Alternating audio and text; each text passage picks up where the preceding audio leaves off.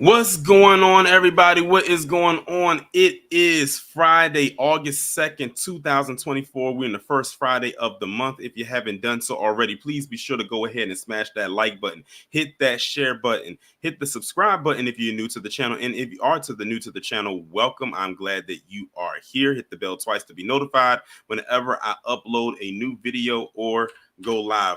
What I'm about to do right now is I'm about to post my Discord link into the chat.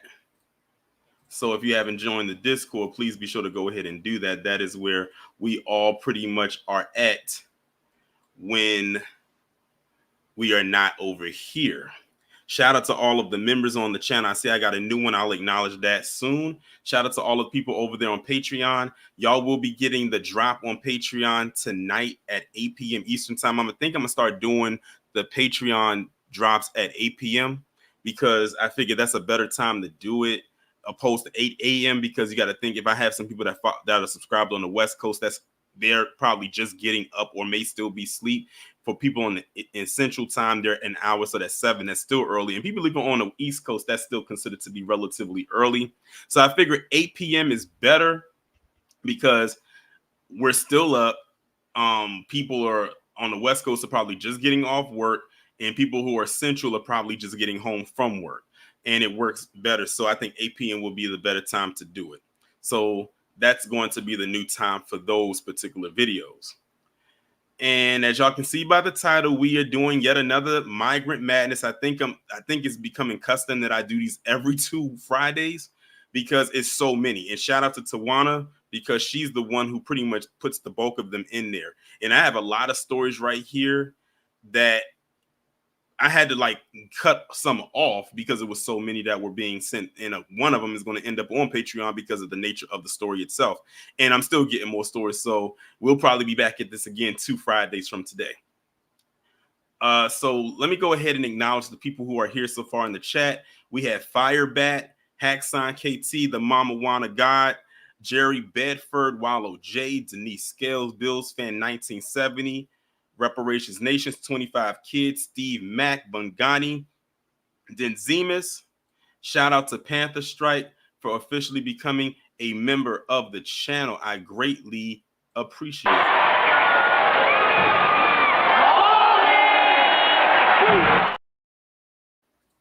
I appreciate that.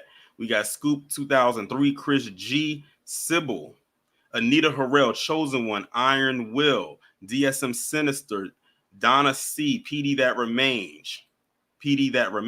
Oh, you said you'll actually be going to work. Oh, so you work late in the evening. Well, listen to it on the way to work. Oh, I didn't forget Wallow J. I didn't forget. I'm just going through the names. Speaking of Tawana, she's in the chat. Shout out to you. We have Candy, Mary Cersei, and T Ramon. It's Friday. There you go, Wallow J. I told you I ain't forget. I'm never gonna forget the Friday drop, but thanks for the reminder. But y'all, I'm on a high right now because I just recorded what may be one of the, if not the best triple P this year for me. I don't think y'all are ready. Let me say this again. I do not think y'all are ready for the triple P. I'm laughing just thinking about it. That y'all are going to see. And I was going to wait until Monday to do it, to drop it, but I might upload it tomorrow. I'm going to just leave it like that. If y'all thought the ones that I've done on Candace and ramen noodles and all these other clowns was something, wait till y'all see this one because I actually did something with this triple P that I have not done with any others. I promise you that. So I'm probably going to drop that tomorrow. No, it's not going to be on Candace Chosen One. Y'all have no clue who it's going to be on. When I put the premiere window up after this stream, y'all will see exactly what I'm talking about. But then I'll put it like this. The triple P is on someone that I talked about before, but in this manner, it's hilarious because it's not so much about the person I'm talking about, but it's about the response and reaction from their so-called supporters. that's triple P worthy.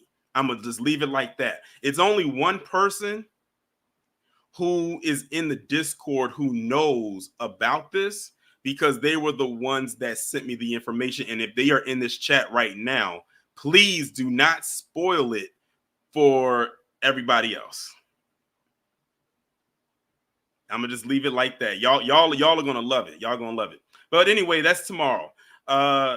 Let's go ahead and talk about today. So we got some more migrant madness per usual, because it just doesn't stop. Unfortunately, it just keeps on going.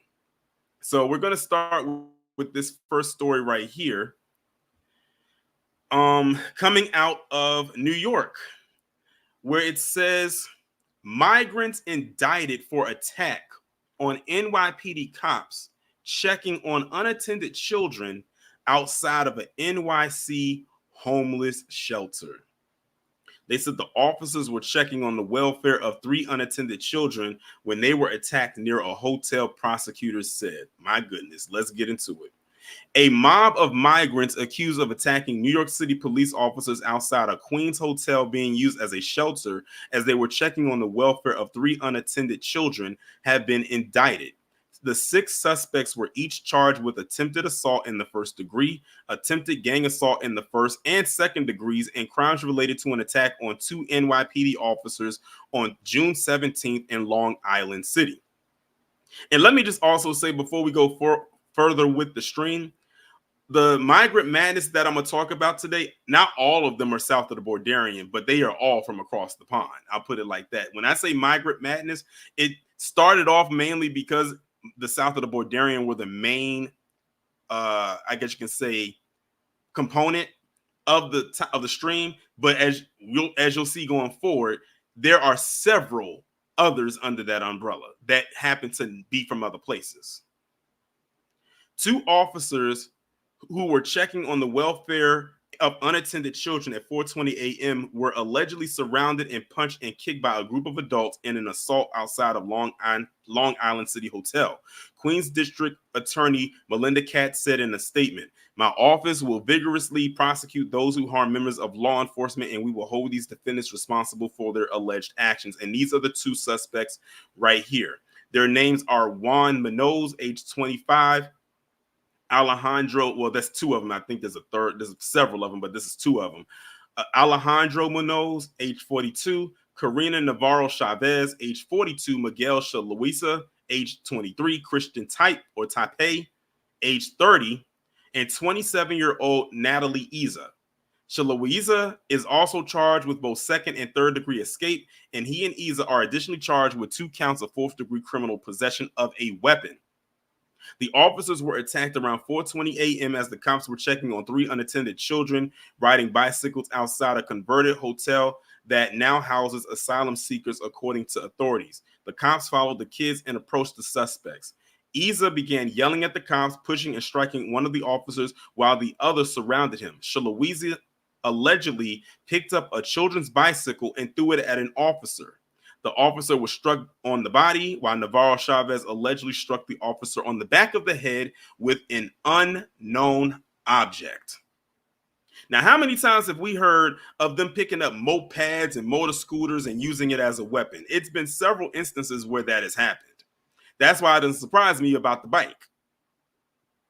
Iza allegedly struck another officer with a children's bike. So we have another incident with a bike. While the group began to punch, shove, and kick the officers, Shaloisa, already handcuffed, then fled the scene. He was found a short time later inside a subway station and arrested. One of the handcuffs placed on him was broken. The 2 officers were treated for their injuries, including shoulder pain and abrasions, at a hospital. The New York Post reported that at least 4 of the suspects are migrants. Fox News Digital has reached out to Kat's office and U.S. Customs and Immigration Enforcement, also known as ICE. The attack appeared to be similar to another in which migrants assaulted a pair of NYPD officers in Times Square in January, which we are familiar with. The officers were telling a crowd to disperse when the migrants began punching and kicking them. So there you have that story right there. NYPD yet again. Let's see what y'all talking about In the chat, Denzima says, did you hear that the cartel gave permission for the associates to attack law enforcement or law officials?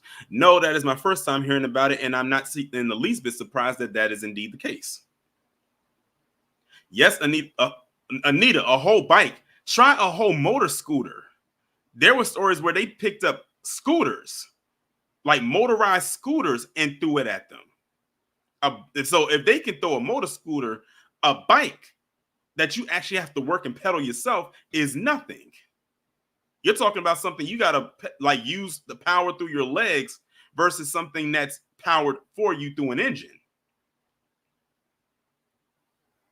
And Bagani said the magic words in the chat. It says interesting how they were attacking police, but the police didn't say they feared for their life.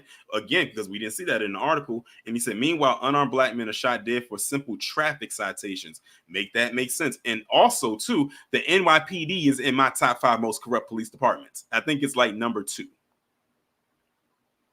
Number 2 or 3. It's between LAPD and the NYPD, but for the number 2 and 3 spot. Kendall, we are just at the beginning. It gets worse from here. Again, we don't call this migrant madness for nothing. It gets worse from here. So let's move on now to the next story. So now we are headed to, where's this coming out of? We'll find out. But shout out to Savion for the 2. He says they wouldn't give us half a sec to throw anything. You got that right. You ain't gotta be a dope boy to have money. Iron Will said, who's number 1? For some reason, my number 1 keeps changing.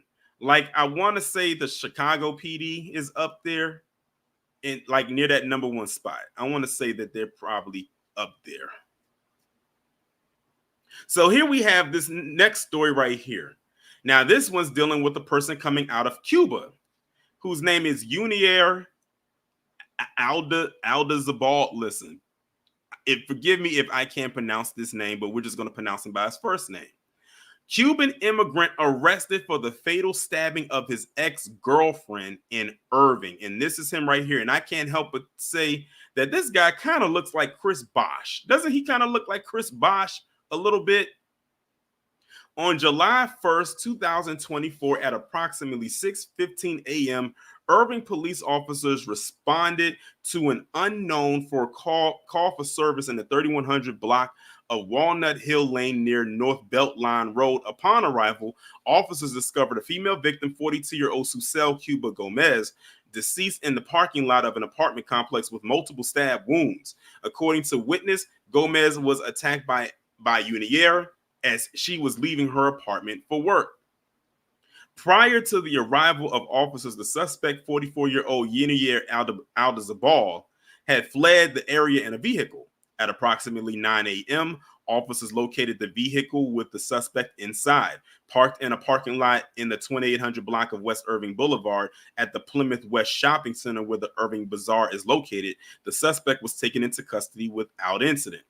During the investigation, it was learned that the victim and suspect were in a dating relationship. Family members posting on social media referred to Gomez as the ex-wife of Aldazabal. In either case, the relationship had ended recently. A neighbor familiar with the situation stated that Aldazabal had previously threatened Gomez's life. Gomez was a teacher in her native Holguin, Cuba, before immigrating to the United States. She leaves behind 2 children, aged 12 and 15. Aldazabal, a Cuban immigrant, also faces an ICE hold from INS Dallas Fort Worth due to his illegal status in the country. The investigation is in the early stages and ongoing. So this is a picture of his ex right here, the one that he took out, and that is him right here. So by looks, he's definitely would fall into the categories of what they would technically call Afro-Cuban. And yes, for those who are unaware, there are dark-skinned Cubans. Of course, many of them would feel disrespected if you called them black. But once you come to the States, that goes out the window depending on who you're talking to.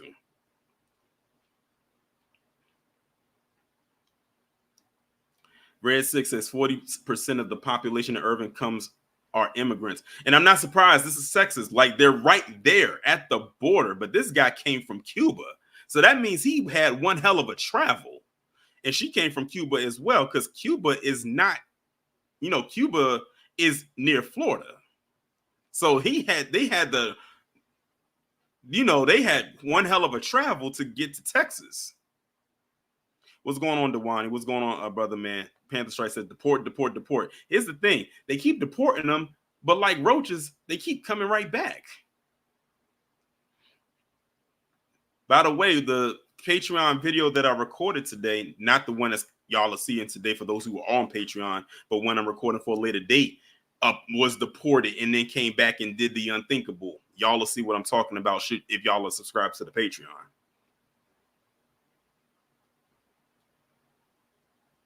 Exactly, Wild J, closer to Miami. That's why you think there's a lot of Haitians and Cubans down there in South Florida, because that's where they all typically migrate from, or migrate to, I should say.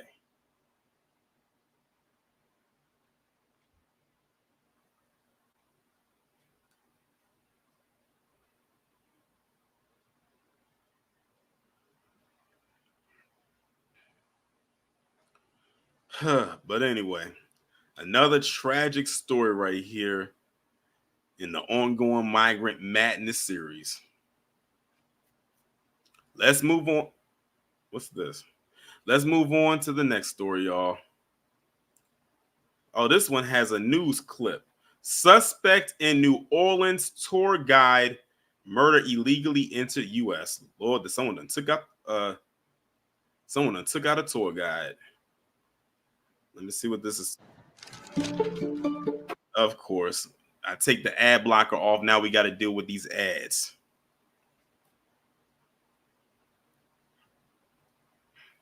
Denise says, question, Torian, can I watch previous videos on Patreon? Yes. If you are on the general support tier, you should be able to watch previous videos. If you are on the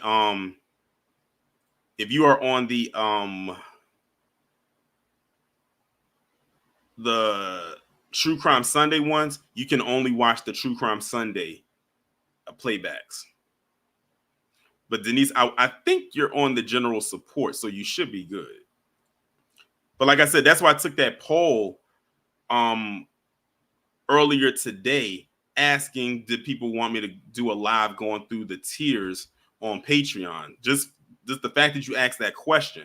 And I'm gonna probably most likely do that stream tomorrow, probably around 4, but we'll talk about that at the end. Officials say at least one of the 3 teenagers arrested in the killing of popular French tour guide Christy Thibodeau was in the country illegally. Governor Landry took to Twitter to highlight that fact, which local immigration groups say is nothing more than scapegoating. David Jones joins us with more. Lee and Meg, U.S. Immigration and Customs Enforcement confirmed to Fox 8 the oldest of the 3 suspects, 19-year-old Joshua Bonifacio Avila, was not only in the country illegally, but had an arrest record as well. According to ICE, Joshua Bonifacio Avila is a Honduran citizen who has been arrested and booked locally multiple times. In October, in Kenner, for theft. In February, again in Kenner, for theft and contributing to the delinquency of juveniles. He was arrested July 1st for second-degree murder and attempted armed robbery alongside 17-year-old Herban Albarek and 15-year-old Kevin Nunez. He told investigators the 3 were working together, but Nunez, who was on an ankle monitor at the time and had a warrant out for his arrest, had pulled the trigger. Governor Landry took to Twitter, writing, quote, "This man should have never been in Louisiana. Enough is enough. We must close our borders and keep our communities safe." If you look at statistics and data, immigrants actually commit less crime than other ethnic groups. Edith Romero is a Honduran immigrant who is an organizer with Unión Migrante, an immigration advocacy group. Our governor is scapegoating immigrants who have huge contributions. It's always heartbreaking to have crime and to have murders in anywhere.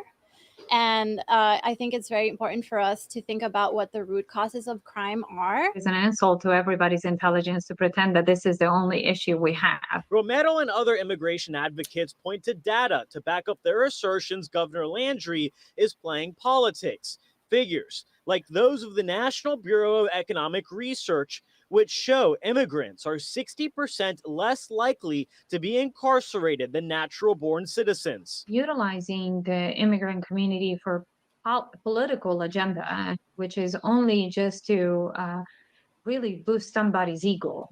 This is not an issue that should be dealt at the state level. This is more the governor expressing his concern certainly as a public official, but just as a concerned citizen. Dillard University political analyst Robert Collins says Landry's words echo Republican frontrunner former President Donald Trump's platform. State officials have no actual authority to regulate the border or to secure the border. That is a federal government function. I think it is a sad moment in our community, but it's a sad moment as a human. We also have crimes that happen day in and day out for individuals that are born and raised over here. Thibodeau was laid to rest earlier today. We did reach out to Governor Landry's office to ask for a comment or a response to his statement, but we did not hear back in time. Okay, so you have that story right there.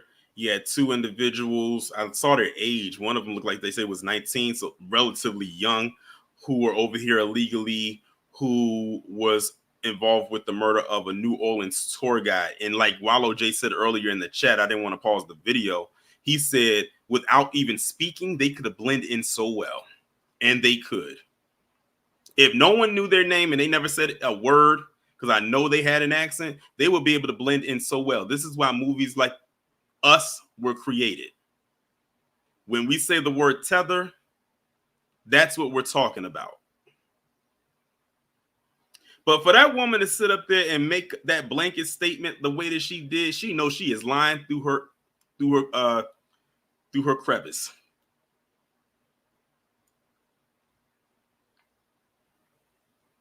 Scoop said, if I see stories out here in Cali, how do I send them to you? I follow you on. Then just if you follow me on X, then you can just, I guess, DM me on X. I would prefer you be in the Discord, because I have a whole news server where a lot of people post links to different news. These stories y'all hearing about right now, and shout out to Tawana. I see it right there. Every last story that we're talking about today, 90% of them came from her. So shout out to Tawana in the chat. Because I'm gonna be honest, I would not have known any of this if it wasn't for her. And shout out to Gnome King for making an appearance. It's been a while since you've been here. Too bad your partner in crime, Spidey, I don't think he's in the chat. But shout out to you, Gnome King, definitely an OG subscriber of the channel. I know life been lifing and adulting been adulting. But, you know, it is what it is. But I'm glad that you are here and present with us this evening. But yeah, for her to sit up there and say that nonsense, that's a blow to crap. If it wasn't, then why are we talking about this every 2 weeks? Like, we didn't just see what happened and steamrolled here in the last, year and a half. But condolences to that tour guide, though. Brother Man said, are they really looking? Probably not. Probably not. But that's fine, because we'll scope them out. All right, y'all, let's move on now to the next story. And this time we are going from New Orleans to Chicago, because you know we can't have a Migrant Madness without talking about Chi-Town. So this one says, migrant who shot woman on West Side was wearing a federal ankle monitor. Well, he's a dumbass. You shot this woman and you had a whole ankle monitor on like they wasn't going to catch your ass. Violent and dumb. Dumb and violent. A Venezuelan migrant wearing a federal electronic monitoring bracelet shot a woman in the face on the west side and then apparently fled downstate. You don't want to know what's so crazy? They flee from their homelands over here to commit their crimes and then flee again to escape persecution. Jean Carlos Rodriguez Colmenares, age 29 of Cicero, did not appear at his detention hearing Thursday afternoon because he was in the Cook County Jail's hospital unit. Chicago said a 29-year-old woman got into an argument with a man who pulled out a gun and shot her in the 400 block of North Lawndale around 8:09 a.m. Monday. The woman who lived on the block where she was shot was taken to Mount Sinai Hospital in critical condition with a gunshot wound to her face. While the victim was down, the gunman removed belongings from her person and fled in a silver Ford Escape, according to a CPD report. Investigators identified Colmenares as the shooter through surveillance video and witness statements, prosecutors said in a detention petition. Chicago police detectives entered the getaway car's license plate into a national database and asked law enforcement agencies across the country to detain anyone found inside the vehicle. Hours after the shooting, police officers in downstate Pontiac spotted the vehicle, pulled it over, and arrested Colmenares, the police report said. The report also stated that Colmenares was on electronic monitoring through the Department of Immigration, purpose of entering country with child.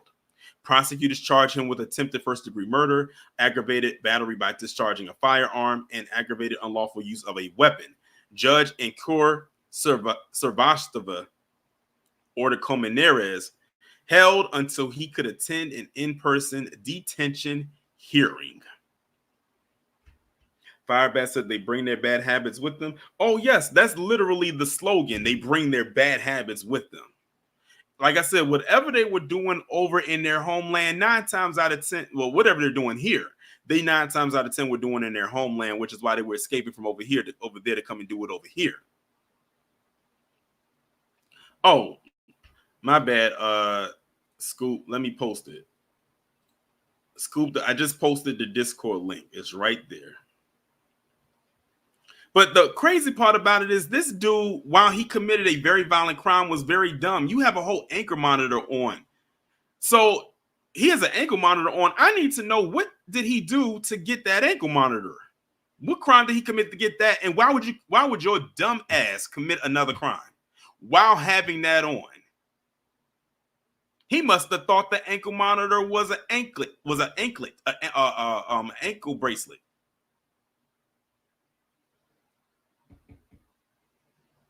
Just a complete buffoon. A dangerous and violent one, nonetheless. And if I have anybody that lives in the city of Chicago or any of its surrounding areas, please let me know down in the comments, down in the chat, or in the playback replay game. Did you hear about this? As a matter of fact, for any of the stories that I've talked about so far, one was in New York, another one was in New Orleans, and now this one here is one was in Texas, in Irving. The last one was in New Orleans. This is Chicago. Let me know if y'all live in any of those places and heard about any of these stories. I would not be surprised if this was your first time hearing about it. So now we have this story right here. So we have this one right here.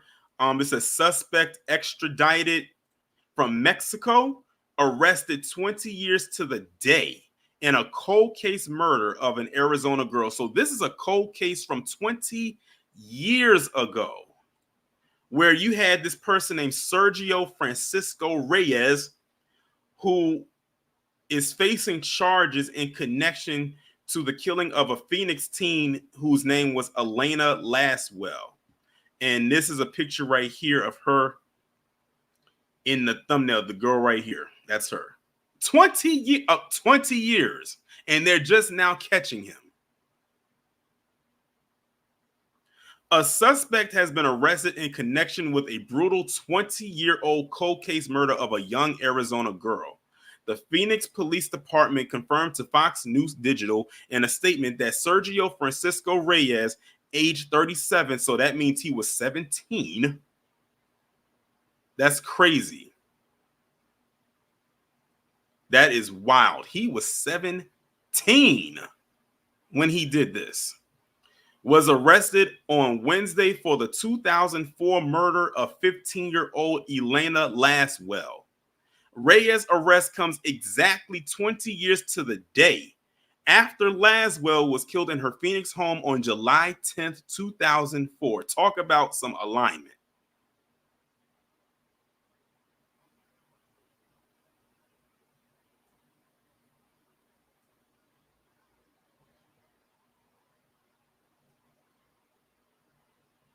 On July 10th, 2004, exactly 20 years after the horrific murder of then 15-year-old Elena Laswell, detectives with the Phoenix Police Department's cold case unit have arrested and booked 37-year-old Sergio Reyes for multiple violent felonies to include violations, which means he did that to her, and murder in the first degree. Sergeant Bryant Bauer of the PPD Public Affairs Bureau said in a statement. Police said that Reyes was extradited from Mexico on Wednesday and booked into Maricopa County Jail for several violent felony charges. It was just after 8 p.m. on July 10, 2004, when Phoenix police responded to a house in the area of the 23rd Avenue and Thomas Road. I just realized something. She was the same age as me because I was 15 in 2004. As a matter of fact, I turned on May 4th, 2004, I turned 15. Now, I don't know if her birthday was past this time or if it was before this time and she was turning 16 that year. But either way, she was either born in 89 or 88.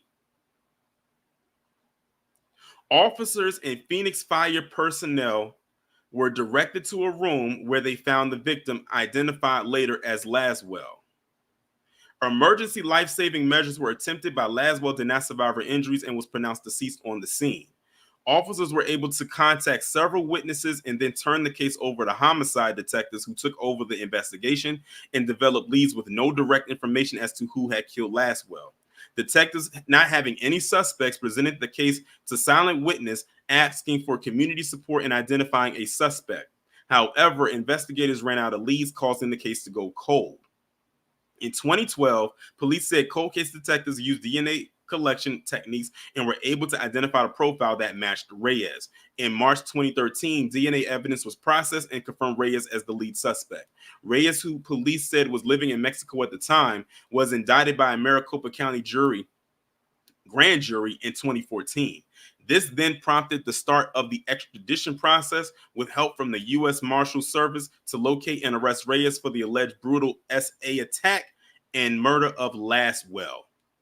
Fox 10 Phoenix spoke with Laswell's aunt on Wednesday afternoon about the emotions the family is feeling. Knowing that someone is being held responsible feels awesome. It's been a long haul, and thank God for Phoenix Police Department. They have been absolutely amazing. I just really felt that they were on the right trail and that they would get it. I just didn't know when. Elena's mother had passed away in the years since her daughter's murder, but Torville said the mother's wish was not revenge. She wanted him to be caught so he couldn't hurt anyone else. Torville said, according to jail records, Reyes is being held on a $1.5 million bond, and his next court appearance is scheduled for July 17th, which of course has already passed. Wow. So they was able to reach back to a 20-year-old case for this story for this story right here. I think this is the first time I ever did a Migrant Madness stream where that has occurred, because usually all the stories I talk about are more current.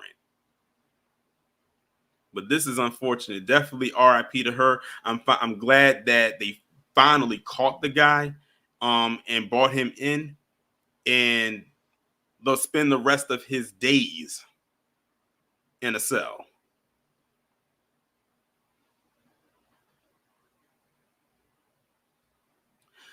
Good evening, Carla. Hope you were doing well.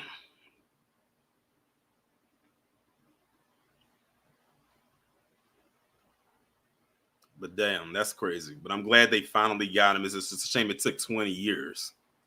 And it's a shame her mother passed before she could actually see her daughter's murderer be brought to justice. So Now we head on to another story. So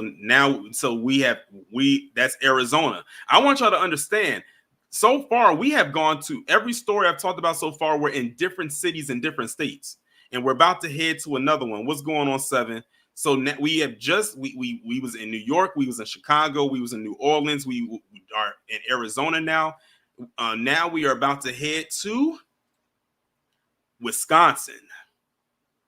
We are in Wisconsin now. Mexican man charged with killing 2 children in Wisconsin is in the U.S. illegally. What's going on, Moochie, my official internet auntie? Local media reported that the victims are the suspect's wife and children. My goodness.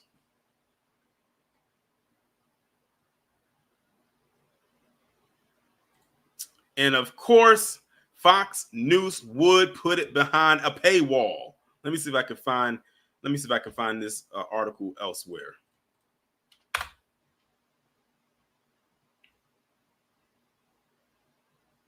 Hold on, y'all.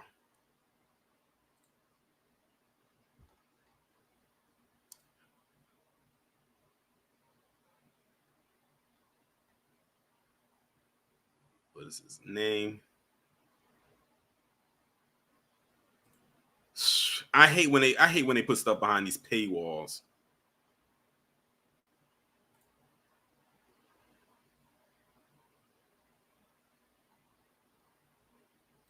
Let me see if I can find it.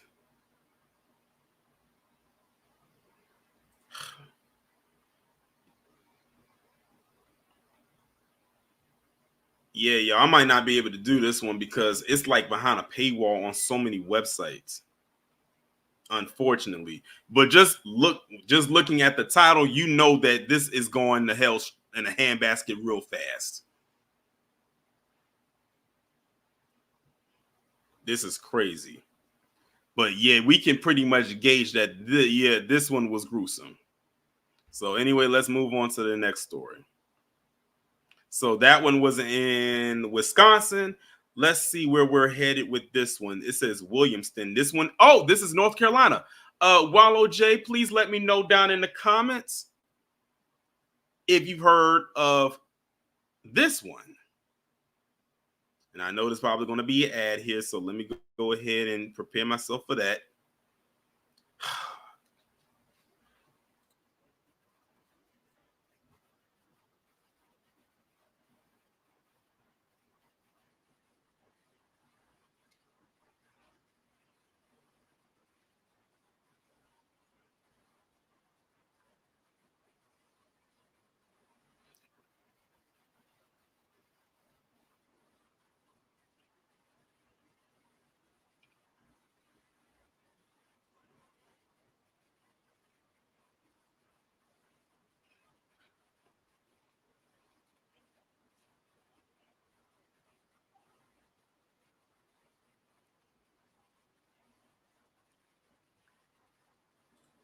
All right, so you have this story right here. And my bad, Gnome King. So you haven't been here in a while. I'll be forgetting that you live in North Carolina as well.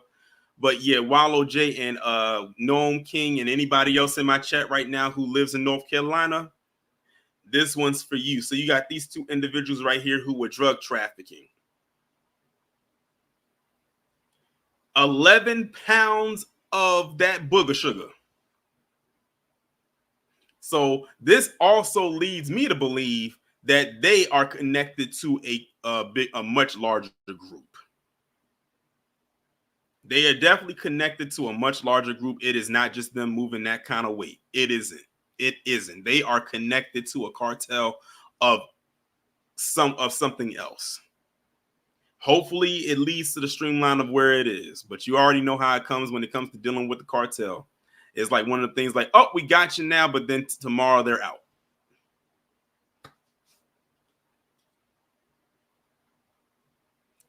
Gnome King said, was it pure? Listen, I have no clue. They didn't specify if it was pure or not. They just know that that's what it was.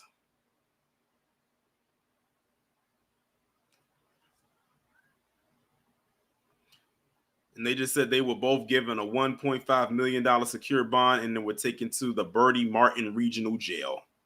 and they said they're both in Mexico. So yeah, that pretty much lets me know. That lets me know everything.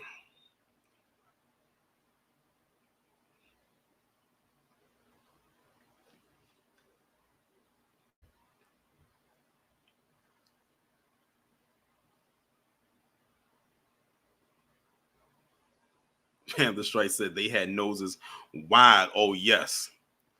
Granted, yes, they only had 11 pounds, but you know, if the operation continued to move forward, that weight would have probably eventually gone up. Eventually. And I'm sure they was probably going to get paid top dollar for it as well, especially like if Noam King was asking, was it pure or not? And shout out to Val. Oh, we got Carla and Val, aka the Troublemint twins, in the building. Shout out to both of y'all. So yeah, you want to know what's so interesting? Out of all the stories that I've done so far, this story right here is probably one of the more tame stories out of the bunch, which is crazy. So we've been in New York, we've been to Chicago, we've been to Arizona, we've been to New Orleans, we've been to Wisconsin. Now we are in North Carolina. Let's see where the next story takes us. I wonder where we're headed to next, or if it's a state that we've already been to. So this one is coming from Newsweek. Leader of alleged human trafficking ring at the U.S.-Mexico border arrested. So that tells me right now that it's probably Texas. A man suspected of helping to smuggle thousands of migrants into the United States has been arrested in Mexico while his wife remains at large. The U.S. Department of Justice said Thursday that Abdul Karim Kante, or Kante, however you pronounce his last name, age 42, was detained last week over the smuggling operation that he allegedly led. Abdul from Sierra. Oh, look at that. He's from Sierra Leone. Now that's interesting. But with that name, yeah. But he most likely had to probably have come through Texas to do what he did. Allegedly conspired with others in Mexico and other countries to bring people from around the world into the U.S. illegally. Some of those smuggled paid thousands of dollars to be able to make the journey. And this is him right here. This is him right here, and this is his wife, whose name is Veronica Pavarro. So these are the two culprits, but they only have him, and she's still at large.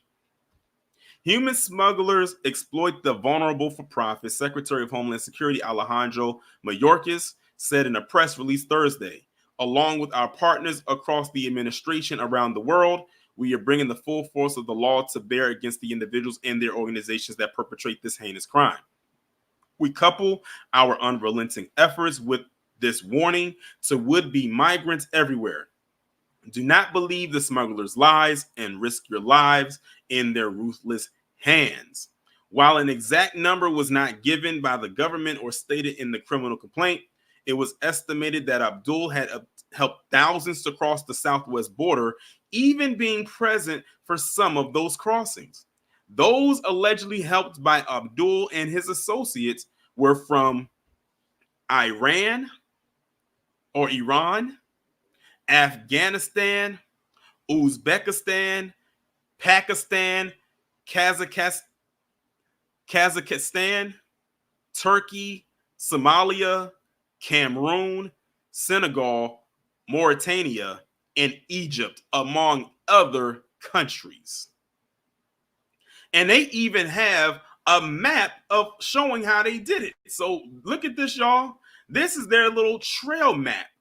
So it started over here, Afghanistan. So listen, they got Afghanistan, China, Iran, a lot of stands, Nigeria, Pakistan, Russia, Sierra Leone, where he's from, Somalia, Turkey, Uzbekistan, and it came through here. So right here, now they're in Panama, Nicaragua. They had to go through Honduras, El Salvador, Guatemala. Here's Mexico, and there's Tijuana. So this is their map right here. From here through there. That's the little trail that they used. These two had a whole international underground railroad operation going on here.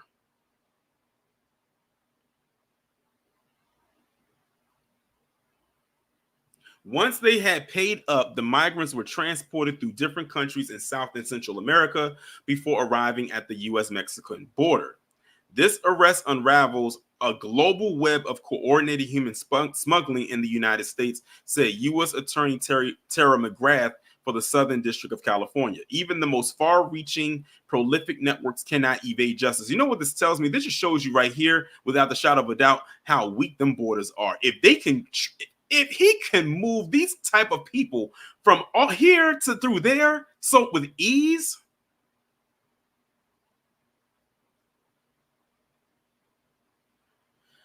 oh, that's crazy. U.S. authorities, including the DOJ and the Treasury, worked together to target the smuggling operation with sanctions placed on those allegedly involved to disrupt their finances. Abdul's wife, Veronica, a 25-year-old Mexican national, allegedly took payments from migrants and drove some to the border.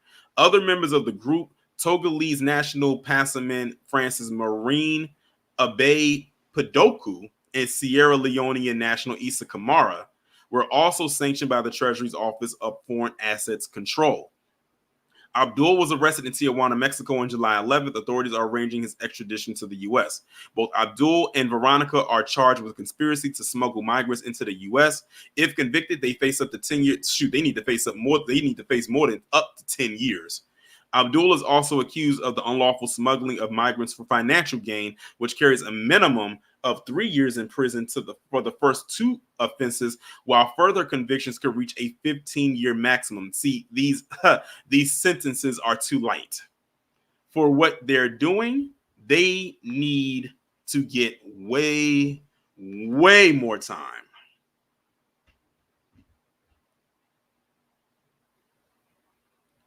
Mama Wanna God said, need to start looking at the northern border. Oh, without the shadow of a doubt. Because while everyone's focused on the southern border, that northern one ain't no better.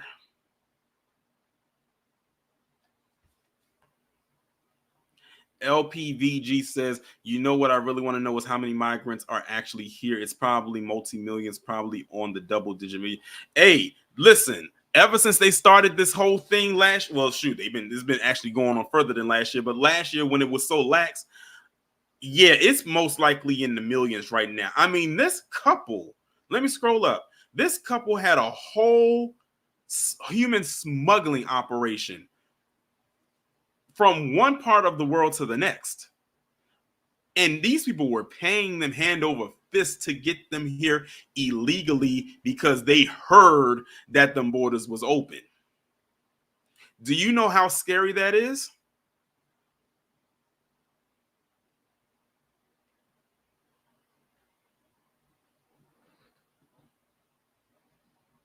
And I feel bad for the people that live in Texas because this is where they were coming up through or trying to get to or up through. And some got through. Let's move on, y'all, to the next story.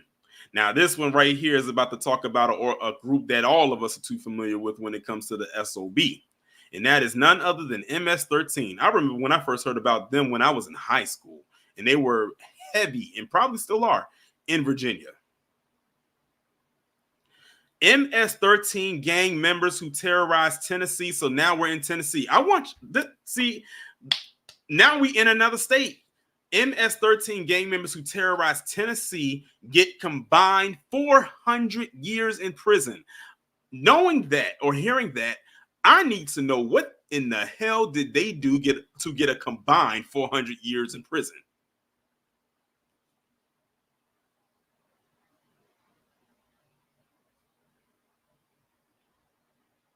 "18 members of the notorious MS-13 gang have been sentenced to over 425 years in prison."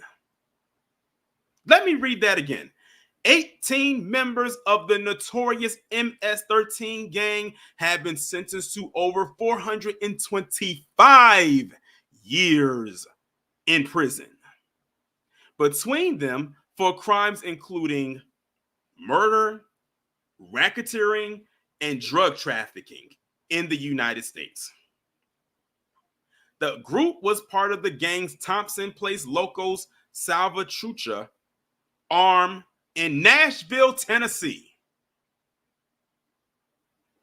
Someone said it better not have been Memphis. It was in Nashville, Tennessee. Oh, Candace, or all you other bootlicks that decide y'all want to migrate to Nashville, while y'all sitting up there tap dancing for massa, why the hell you ain't talking about this? And that's in your area. That's in your city.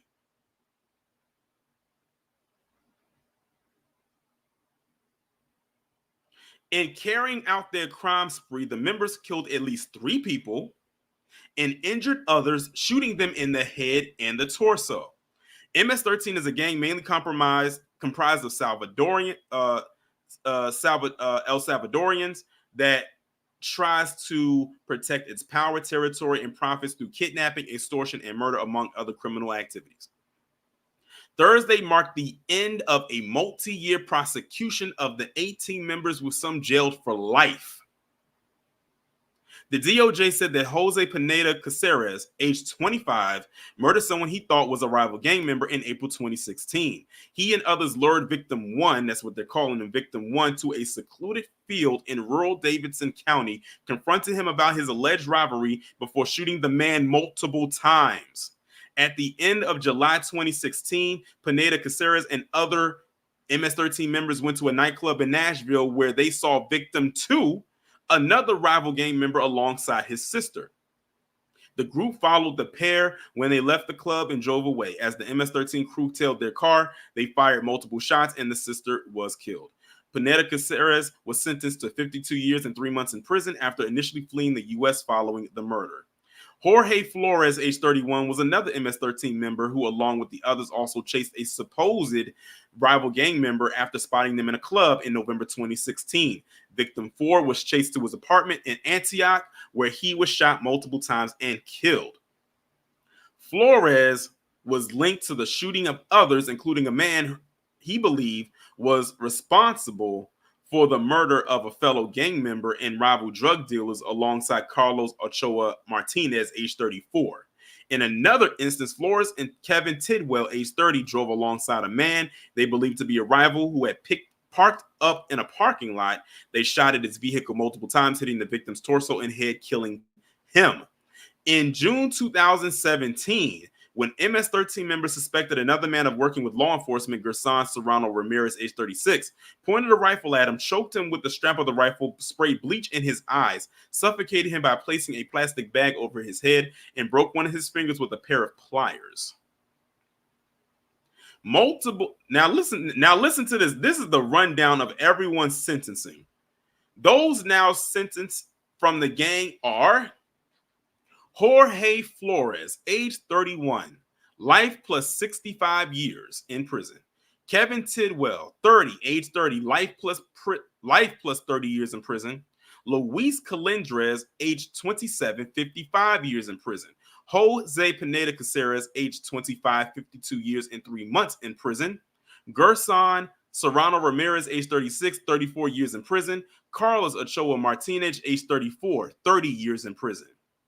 Francisco Avila, age 26, 30 years in prison. Franklin Hernandez, age 24, 28 years and 11 months in prison. Jason Sandoval, age 38, 20 years in prison. Oscar Delgado Flores, age 30, 19 years and 8 months in prison. Angel Daniel Garcia, age 38, 13 years and 9 months in prison. Brian Paredes, age 27, 10 years in prison. Jose Calderon, age 24, 10 years in prison. Hector Venturas, age 28, 12 years and 7 months in prison. Juan Melendez, age 25, 8 years in prison. Sergio Alvarado Ochoa, age 32 years and 6 months in prison. And Anebeli Caceres, age 44, time served, sentence of 1 year and 1 month. Woo! That was a mouthful. MS-13 was set up by Salvadorian migrants in the U.S. who have fled the civil war there, but the Department of Justice has said its members are known to be well organized and involved in lucrative illegal enterprises. Another known member of the group was deported again following robbery and auto theft charges in Maryland, which is my state, while another wanted on murder charges in El Salvador was detained in New York in June. Oh my goodness. This is a lot, y'all. This is a lot, but somebody's got to talk about it. And I'm glad that I am one of few that will address this, because this is absolutely insane. And Seven, you were just saying, you said, oh, they heavy in Maryland, because I know you and B more. Man, that's crazy. Now, in my opinion, this is how you hand out the proper sentencing. Not what we've heard where they get locked up and they get released right within like the same week. Grave Shot said that judge was handing out football. Oh, yes, the football number. That's crazy. Scoop says, I used to live by their neighborhood. They have a green light on them.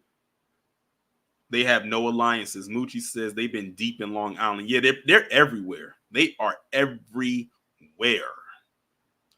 All right, y'all, let's move on. And speaking of, we are headed back to New York, but this time we are going to Brooklyn. So shout out to everybody in Brooklyn. Because according to this, Brooklyn family found stabbed and killed inside of the apartment. A relative is in custody.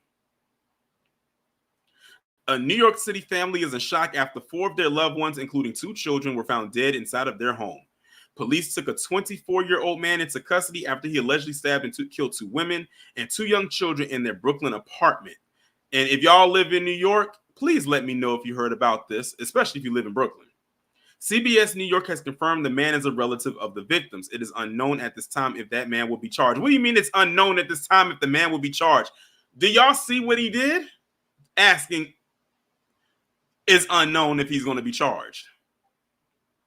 First responders found the bodies after getting a 911 call about a domestic assault at the apartment on the corner of Avenue P and West 8th Street in Bensonhurst late Friday night.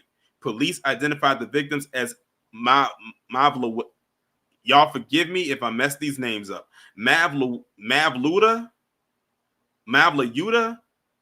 Fizeva, age 56, Maftuma Kakamova, age 27, Camilla Shakatova, age 5, and Timur Shakatov, age 4. These names,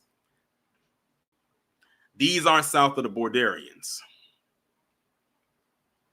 Based on those names. Relatives tell CBS New York Kakamova is the children's mother and Fizeva is her mother-in-law. We ain't doing that today, Mama Wanda. This is not your show. A family member who didn't want to be identified told CBS New York that the children's father is the one who found the bodies. He's just like, I have nothing left. The suspect took everything. My 2 kids, my wife, my mother. He took everything. The family member said it's just very tragic, very heartbroken, sad, and a lot of grief. He said he arrived with the family from Uzbekistan. Now, let me pause right there. 2-3 stories ago, wasn't Uzbekistan one of the locations where they were smuggling those people in from over there to here?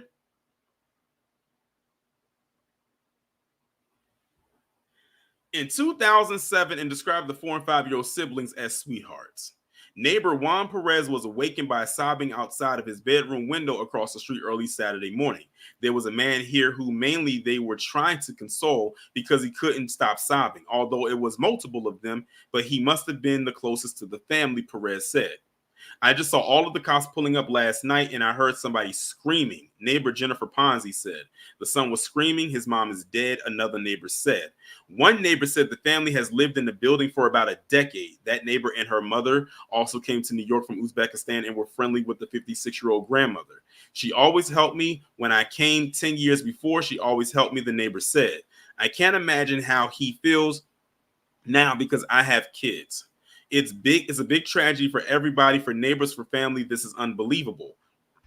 Detectives spent Saturday going in and out of the apartment building, going door to door interviewing neighbors. A memorial with flowers and candles is growing outside the apartment building on the West 8th Street. What's going on, Bert?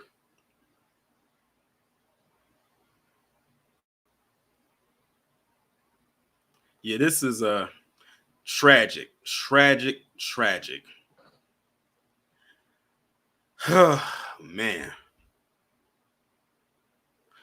slaughtered the whole family. That's crazy.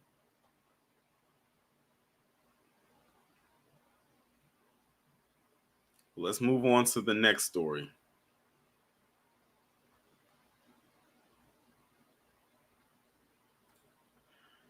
Let's see here. So here we are right here. 2 arrests and raid at an illegal marijuana grow near Ardmore. Let's see what this video hit. This news clip is playing on something. Tells me there isn't. Oh, oh, oh God! They got a whole breast pump ad. What in the world? I'm not. Wow. Let me just go ahead and read the article. Let me just go ahead and read the article. And this one's coming out of Oklahoma, people. This story right here is coming out of Oklahoma. Over 100,000 plants and 1,100 pounds of marijuana was seized after an illegal grow operation was raided just outside of Ardmore on Tuesday. Tuesday's raid was not the first time the Oklahoma Bureau of Narcotics has acted on a search warrant on Smoky Ridge Road. And that's a major typo. I don't know how in the world y'all didn't catch it. They put Royge and then the O is a 0. That's crazy.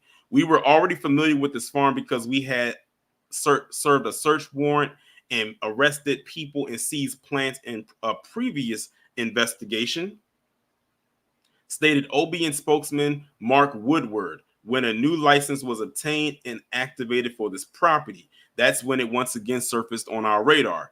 They tied to the previous groups that we've been arrested, and that's part of the shell game that they played, where if one group gets busted and their plant seized, then another group comes in and takes over. 2 arrests were made. Look, y'all, we got the model minority. We got the model minority. 2 arrests were made with Wen Bin Hong Hang. Listen, I don't know how to pronounce that last name. And no, Leo, I will not drink. Age 34. And Wen Zhao Hang Hong, I'm guessing they're brothers because of the last names, age 37. Faces charges including aggravated trafficking of marijuana and aggravated cultivation of a controlled dangerous substance. Carter County Sheriff Chris Bryant believes that this raid is part of a big step in the local fight against drug trafficking. Anytime we can put a damper on the flow of transportation of illegal drugs out of Carter County, at least, is a huge benefit to the area, Bryant stated. Ardmore is halfway between Dallas and Oklahoma City, so it's not unusual for Ardmore to be like a stop in between, like a meetup point, if you will. According to law enforcement, raids like this can help to prevent other more serious crimes. A lot of these things of this illegal activity leads to other things. Prostitution, it leads to trafficking of children. If you have an opportunity or you see something, give us a call. So, yep, there is the so-called model minority right here. Leo said weed is not a drug. Yeah, we know weed is not a drug.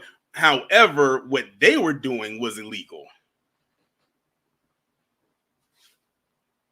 They said, fine, you can grow your crop, but do it legally, which they were not doing. And they had other nefarious means of what they were doing. And like they said, it could have led to something else because, it could be weed today, something else tomorrow. So that's that right there. Y'all, we have one more story to go over, and this involving another model minority. And this one right here is a pretty interesting story. Let me let this ad run first before I bring the video over. So let me go ahead and share this, and we're going to go through this last story here.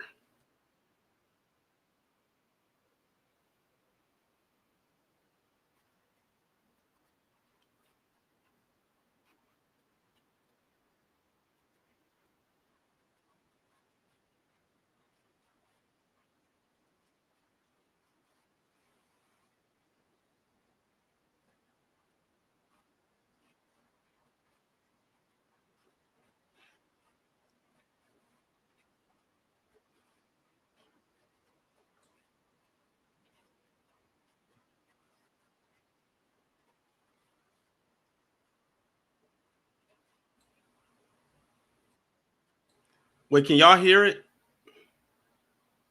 Angela said it's muted. Can y'all hear the audio? Okay, hold on.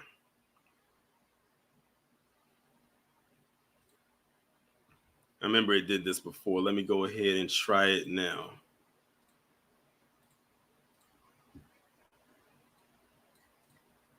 Hacker is accused of ransomware attacks at U.S. hospitals, including one in Kansas. Can y'all hear it now? Did y'all hear that part? Okay, cool. Good afternoon. I'm Laura Moritz. And I'm Kelly Yuckerman. KMBC 9's Andy Alcock is joining us live outside the Robert J. Dole Federal Courthouse in KCK, where the U.S. Attorney announced a grand jury indictment. Andy? Kelly and Laura, investigators are not naming the Kansas hospital. However, they say payments made by that hospital and others were able to give the cyber attackers money to finance other cyber attacks against the United States government. Yesterday, a grand jury indicted Rim Jong-kyuk on conspiracy to commit computer hacking and money laundering. Investigators today showed us the ransomware message demanding Bitcoin after the cyber attack encrypted hospital servers in Kansas. They say Rim is part of a North Korean military group which received that payment and others in virtual currency. The group is then accused of using that money to lease virtual private servers to steal information from victims, including NASA, U.S. defense contractors, 2 U.S. Air Force bases, South Korean and Taiwanese defense contractors, and a Chinese energy company. North Korea continues to carry out these sophisticated intrusions targeting the U.S. as a way to fund their military programs, thereby threatening the U.S. and other countries in the region. The economic impact of these attacks on our critical infrastructure and private sector is significant. Now, there is a federal warrant for Rim's arrest. However, investigators believe he is in Korea. And again, they also believe he is an agent of the North Korean government. As a result, unless there is what appears to be an unlikely extradition to the United States, he won't stand trial. Reporting live outside the U.S. courthouse in downtown KCK, Andy Alcock, KMBC 9 News. Thank you, Andy. The U.S. State Department today announced rewards of up to $10 million for information leading to the location or arrest of Rim. That reward also includes information leading to the identification or location of anyone conducting cyber attacks against critical U.S. infrastructure on behalf of a foreign government. Let's see. Hold on, y'all.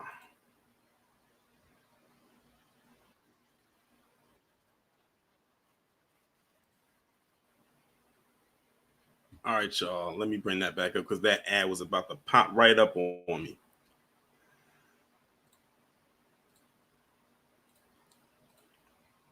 So y'all just heard that story right there. Man, and this was a story someone sent me and they had asked me to speak on it. And I said, you know what? I'm gonna just throw it right into the migrant madness. That is crazy. This guy was hacking a North Korean agent, part of a hacking group. I keep telling you, a lot of these hackers that be doing this stuff be operating outside of the states. I don't know if y'all are familiar, but I forgot the name of the YouTube channel. But this is YouTube channel. It's actually a couple of them where they go around basically hacking these hackers, or they be going after not so much hackers, but these scammers and stuff like that. That be putting stuff on people's computers so they can get into their system and whatnot. And a lot of them do be coming from like India, Nigeria, or any of those other foreign countries over there. I remember one time my Instagram had got hacked and the person who did it was all the way in freaking Nigeria because we was able to trace it. Of course, I was able to get my account back, but that happened about 2 years ago. Man, I hated it. And because it was connected to my Facebook,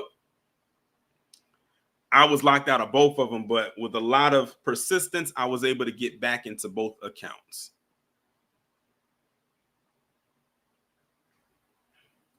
But that's absolutely crazy.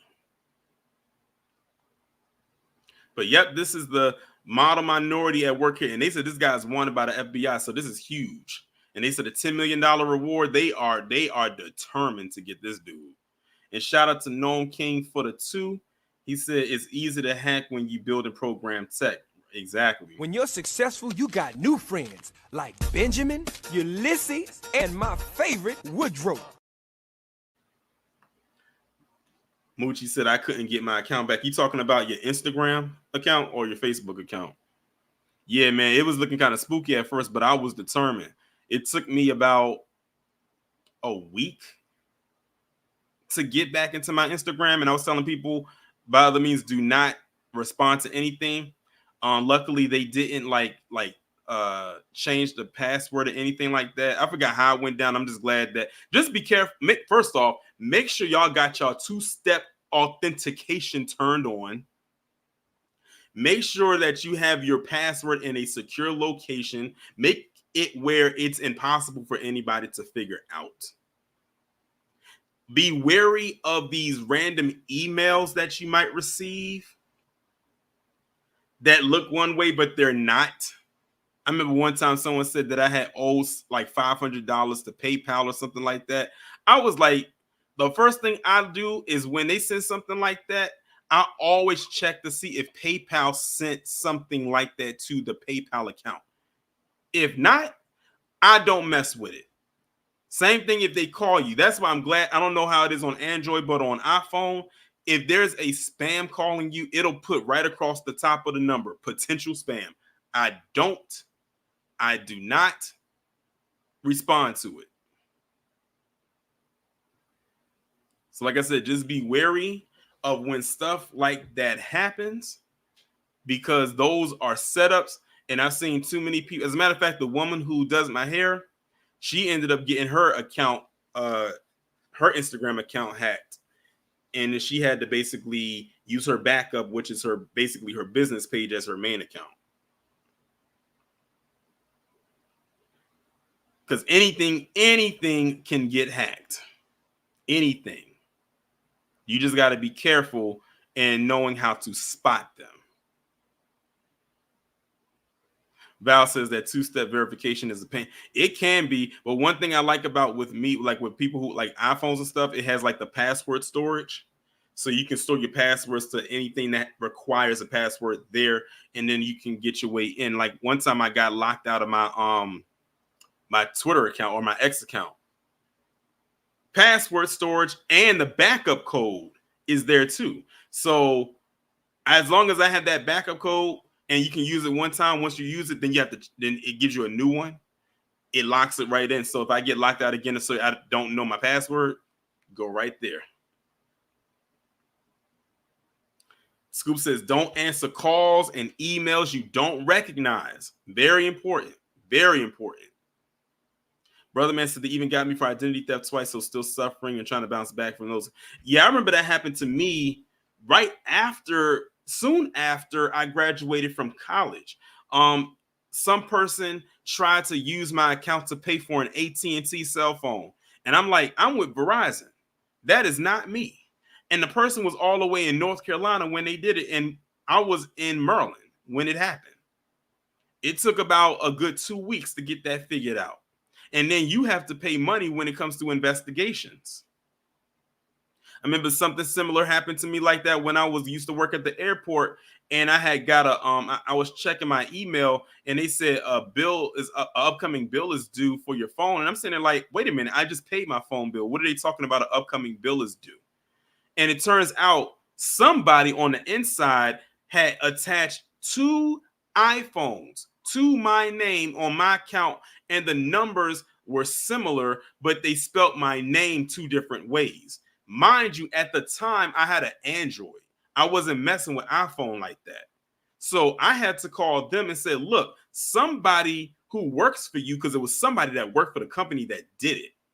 Somebody who works for you is trying to attach 2 iPhones to me that I do not own.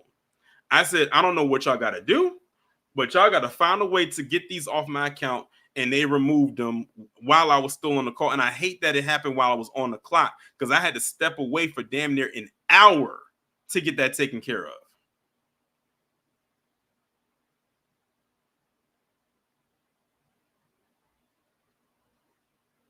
So all I'm saying is to the people out there, please just be careful when it comes to these hackers or these people trying to get your information, if it looks shady, it probably is. Carlos says, I've been fighting identity theft for 32 years. That's crazy. 32 years? So you're talking about since the 90s. That's crazy. And I can only imagine what identity theft back in the 90s was like, because y'all didn't have the technology to really fight back against that. Like, so y'all was really going through it, opposed to today. And today is even worse, because with the advanced technology, it's even easier and sometimes even harder to retrieve back what you might have lost. But yeah, that was the last story, everybody. Shout out to everybody that came through. Like I said, tomorrow is going to be one of the best triple P's y'all will ever see.